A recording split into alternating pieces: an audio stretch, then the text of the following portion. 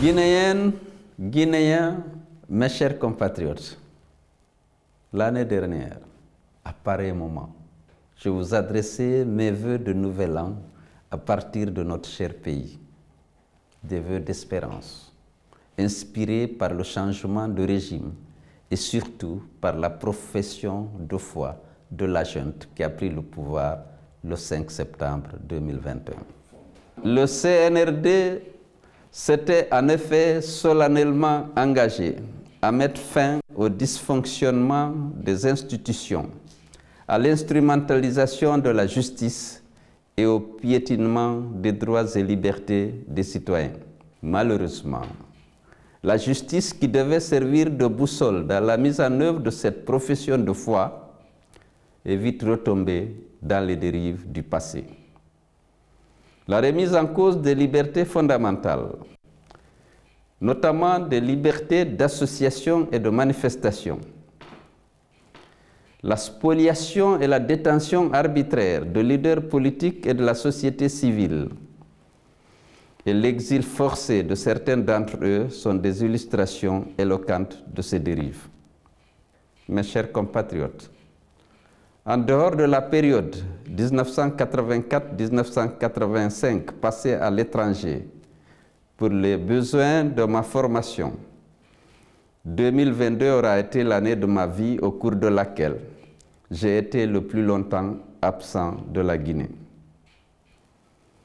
Même pendant cette absence que j'ai vécue avec nos nombreux compatriotes de l'étranger, bénéficiant de leur soutien et de leur bienveillante attention, je suis resté très proche des Guinéens de l'intérieur, de leurs souffrances comme de leurs réjouissances.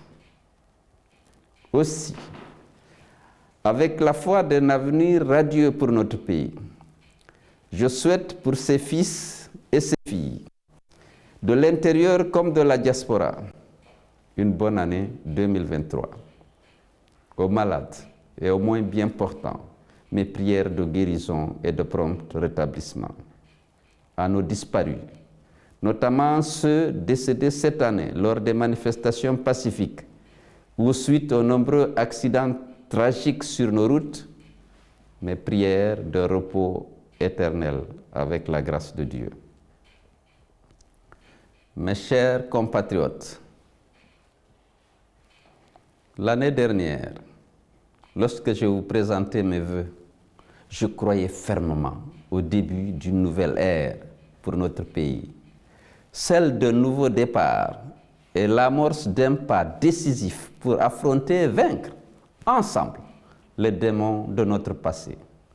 Nous étions en effet tous animés de la volonté de saisir cette nouvelle opportunité pour écrire ensemble, dans la paix et la concorde, une nouvelle page de notre histoire.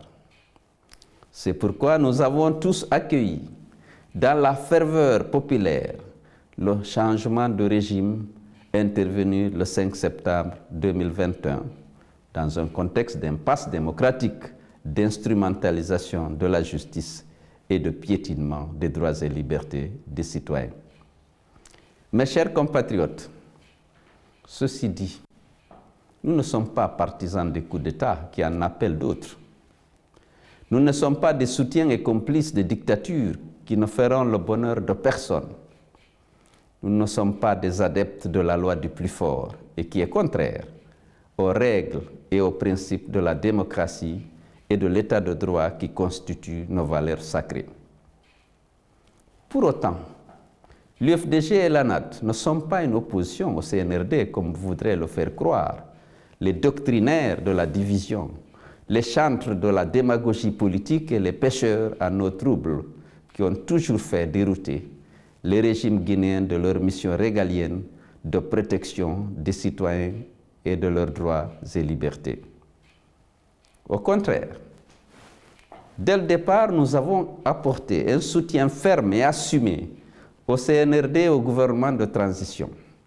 Personnellement, j'ai fait, au vu aussi de tout le monde, le tour des organisations internationales pour plaider leur soutien au CNRD et pour solliciter leur assistance technique et financière au processus électoral devant conduire au retour à l'ordre constitutionnel. Nous étions alors convaincus que la justice allait être la boussole et le dialogue le moins privilégié pour la conduite de la transition. Si aujourd'hui la confiance est rompue et les espoirs déçus, c'est parce qu'il y a eu des actes qui suscitent la méfiance et des discours qui nourrissent la suspicion. Le harcèlement des acteurs politiques et des leaders d'opinion, ainsi que la vague de poursuites engagées contre eux, ne sont pas en conformité avec nos lois et nos attentes. Ils ne sont pas non plus inspirés par notre volonté partagée de lutter contre l'impunité et de moraliser la vie publique. En vérité, la lutte contre la corruption et la promotion de la bonne gouvernance brandies par les autorités ne sont que des prétextes pour justifier une épuration politique dangereuse et une chasse aux sorcières imprudentes qui pourrait être lourde de conséquences pour l'unité et la stabilité du pays. Disqualifier les uns, privilégier les autres n'est pas une option en démocratie, ni une démarche politique compatible avec la paix et la cohésion sociale. La souveraineté appartient au peuple qui seul a le droit de choisir ses dirigeants lors d'élections ouvertes, inclusives, libres et transparentes. Par ailleurs, comment retenir notre indignation face aux déviances de la justice qui a tendance à remettre en cause les droits acquis et les libertés fondamentales des citoyens?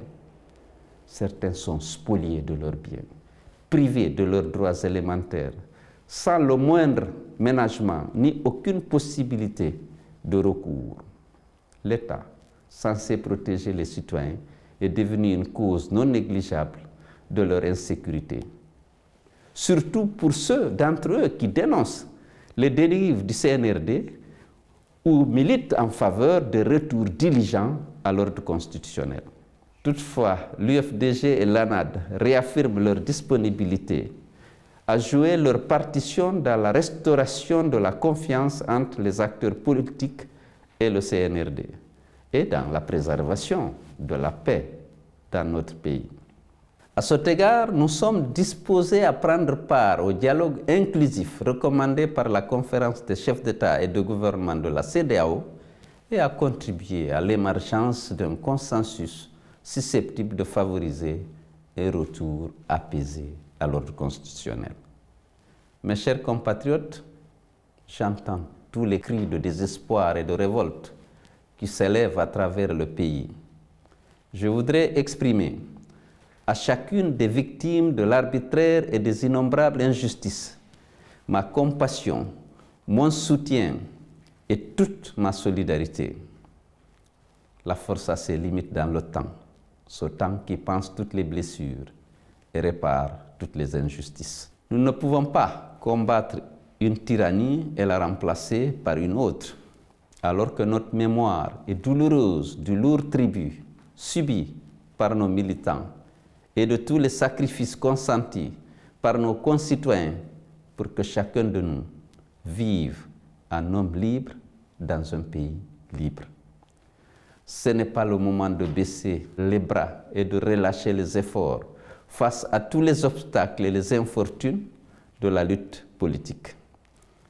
Nous sommes définitivement vaincus que ceux qui renoncent à la lutte. Seuls les peuples résignés à leur sort subissent la fatalité de l'oppression et de la violence. Je profite de l'occasion solennelle du Nouvel An pour saluer la mémoire des martyrs de notre lutte démocratique qui sont morts pour la Guinée. Je voudrais aussi exprimer ma solidarité et mon soutien aux acteurs politiques et de la société civile qui sont arbitrairement privés de liberté dans l'unique but de faire taire toutes les voix discordantes. Les mêmes raisons expliquent la mise sous contrôle judiciaire de plusieurs de nos cadres parmi les plus valeureux.